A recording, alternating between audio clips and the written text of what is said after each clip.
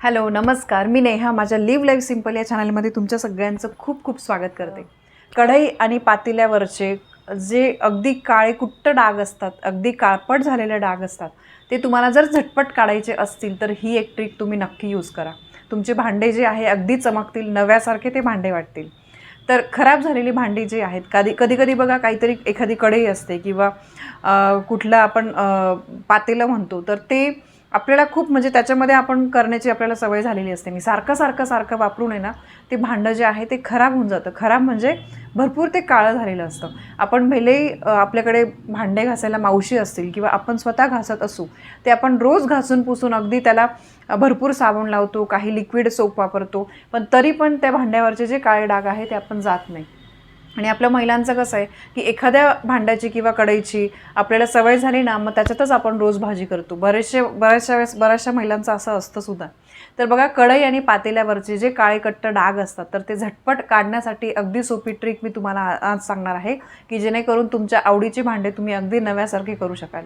आपण स्वयंपाकासाठी कढई, पातेलं आणि इतर अनेक भांडे वापरत असतो।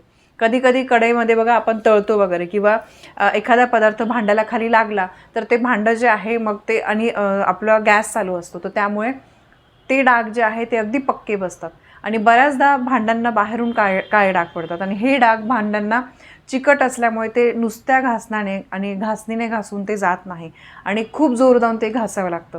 मग कधी कधी आपल्या कामवाल्या मावशी असतात, मग त्या पण हे करतात की नाही, एवढे चिकट भांडे मी नाही काढू शकत, नाही निघत ते मावशी ताई, ते असं आपल्याला सांगतात ते। मग अनेकदा हे महागडे लिक्विड सोप किंवा साबण वापरून सुद्धा ते जे मेणचट डाग आहे, तेलकट तुपकट डाग, ते निघत नाही। तर मग या भांड्यांवरचे आणि कढईवरचे काळे डाग तसेच राहतात। मग ते डाग राहिल्यानंतर, खूप दिवस राहिल्यानंतर ते भांडे बरेच खराब दिसायला लागतात आणि हीच भांडी पुन्हा मग आपल्याला स्वयंपाकासाठी वापरणं आरोग्यासाठी सुद्धा चांगलं नसतं आणि कुठेतरी मग 4 पाहुणे आल्यावर आपल्याला ते चांगलं वाटत नाही की ते डाग पडलेले भांडे वगैरे वापरण्यासाठी। म्हणून ही खराब झालेली भांडी तुम्हाला छान स्वच्छ होण्यासाठी, अगदी चकचकीत दिसण्यासाठी नेमकं काय करायचं आहे ते मी तुम्हाला सांगते। तुम्हाला एका बाउलमध्ये लिक्विड सोप घ्यायचं आहे, किंवा तुमचा जर नॉर्मल साबण तुम्ही वापरत असाल तर त्याचं तुम्हाला थोडंसं पाणी करायचं आहे साबणाचं, ठीक आहे। त्यामध्ये अंदाजे तुम्हाला थोडासा बेकिंग सोडा टाकायचा आहे, अगदी तुम्ही अर्धा चमचा टाकू शकता।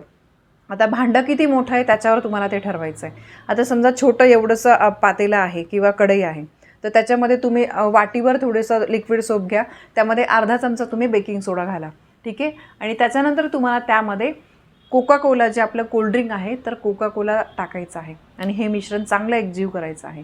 सोडा आणि कोका कोला एकत्र केल्यामुळे त्या मिश्रणाचा थोडासा तुम्हाला फेस जाणवेल, फेस होईल त्या वाटीमध्ये, आणि हे मिश्रण त्या भांड्यावर जिथे काळपटपणा, चिकटपणा झालेला आहे, तर त्या भागावर लावायचं आहे आणि घासणीने तुम्हाला जी भांड्यांची आपली तारेची घासणी असते त्याच्याने तुम्हाला थोडंसं घासायचं आहे आणि मग ते भांडं तुम्हाला धुवायचं आहे। धुतल्यानंतर बघा, तुम्हाला खूप जोर लावून घासायची सुद्धा बिलकुल गरज नाही आहे। थोडंसं ते लिक्विड तुम्ही टाकत जा त्याच्यावर आणि घासत जा, आपोआप ते काळे डाग तुम्हाला निघताना दिसतील।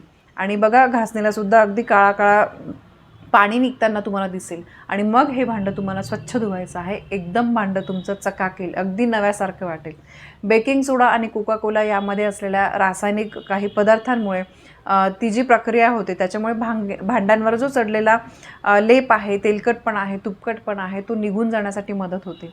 तर त्यामुळे नक्कीच तुमच्या घरी जर या सगळ्या गोष्टी अवेलेबल असतील, फार काही नाही बघा, कोल्ड्रिंक आपल्याला सगळीकडेच मिळतं। छोटी कोका कोलाची बाटली जी आहे ती काहीतरी 10-15 रुपयाला मिळते, पण जर मग आपल्या आवडीची भांडे असतील तर मग त्यासाठी आपण तेवढं करूच शकतो। तर त्यामुळे ही एक ट्रिक नक्की वापरून बघा आणि मला नक्की सांगा की तुम्ही तुमचे भांडे घासून बघितले का, नवीन झाले का, ते तुमच्या आवडीचे भांडे अगदी नव्यासारखे झाले का नाही, मला नक्की कमेंट करून सांगा। तर आजची ट्रिक तुम्हाला नक्कीच आवडली असेल अशी मी अपेक्षा करते। पुन्हा भेटूया अशा एका नवीन छानशा हेल्थ टिप्ससोबत, फिटनेस टिप्ससोबत किंवा अजून एखाद्या ट्रिकसोबत। तोपर्यंत धन्यवाद।